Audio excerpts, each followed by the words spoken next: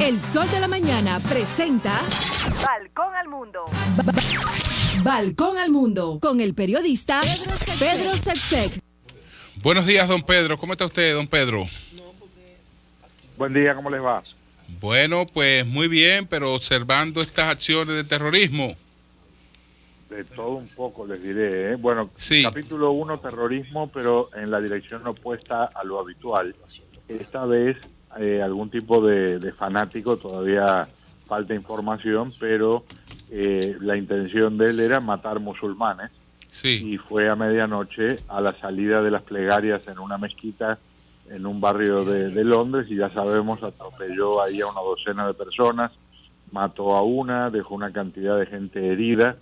Dicen que habría gritado que quería matar a todos los musulmanes que pudiera, y habla de uno de los grandes peligros que hay, y es que aparezca gente del otro lado del extremo y entonces trate de hacer justicia, entre comillas, con actos como este tipo. Es terrorismo, de la misma forma que es terrorismo el del extremismo islámico, pero castiga nuevamente a un Londres que está muy golpeado, a una Inglaterra que está ya muy machucada. Entre Londres y Manchester, en los últimos, diríamos, 2 meses y algo, han muerto más de 30 personas en ataques terroristas, y obviamente es imposible pensar que no cambia el clima, el ambiente, la preocupación, la desconfianza, en algunos casos el resentimiento y tristemente también el odio.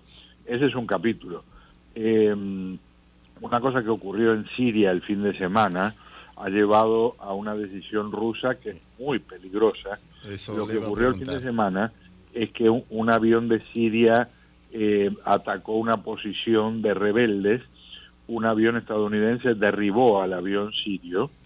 Dice el gobierno estadounidense que no lo considera una escalada, sino lo que ya habían estado haciendo, que es ayudar, defender a rebeldes que están luchando contra la dictadura de Bashar al-Assad.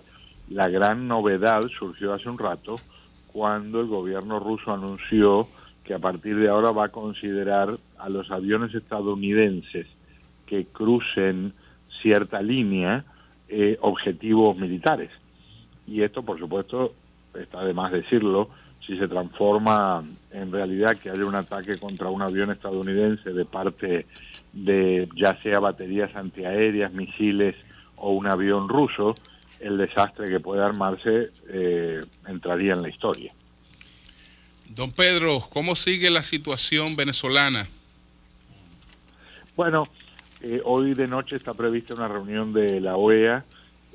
Hay una expectativa de que tal vez se pueda aplicar algún tipo de sanción al gobierno venezolano, pero por el momento no va más allá de expectativa.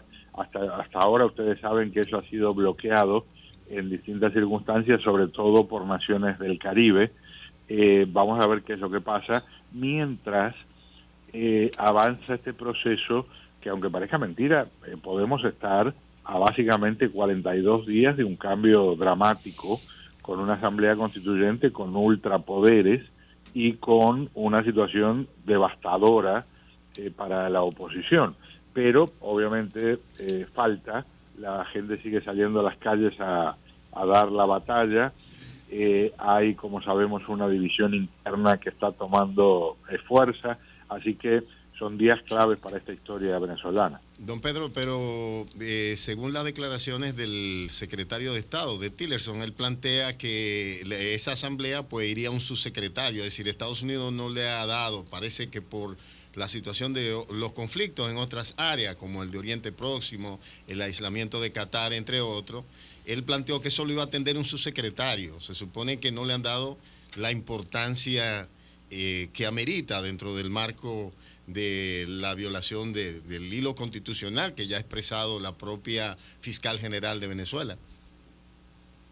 Es una interpretación y es muy válida. Otra interpretación es que el gobierno, a través de la Casa Blanca, ha dicho y hecho algunas cosas bastante contundentes, y ustedes saben también que a nivel de Poder Judicial hay fiscalías que tienen en su lista a altos funcionarios venezolanos. Otra cosa que se está discutiendo no tiene que ver con el Poder Ejecutivo, es el Poder Legislativo, y de lo que se está hablando es de la posibilidad de dejar de comprarle petróleo a Venezuela. Hay contratos escritos, pero hay formas de cerrar eso, y eso sí le podría representar un daño muy considerable a Venezuela, porque no necesariamente encontraría clientes de inmediato que le pagaran precio de mercado, y hay una desesperación espantosa en Venezuela por tener, bueno, en el gobierno venezolano por recibir divisas. Así que ese podría ser un golpe muy, muy contundente. Don Pedro, le han quitado la sede de la Serie del Caribe a Venezuela. ¿Tiene usted esa información? Sí, pues, bueno, si eso es cierto, yo no soy mucho del mundo de la pelota, pero sería una cosa simbólica, valiosa.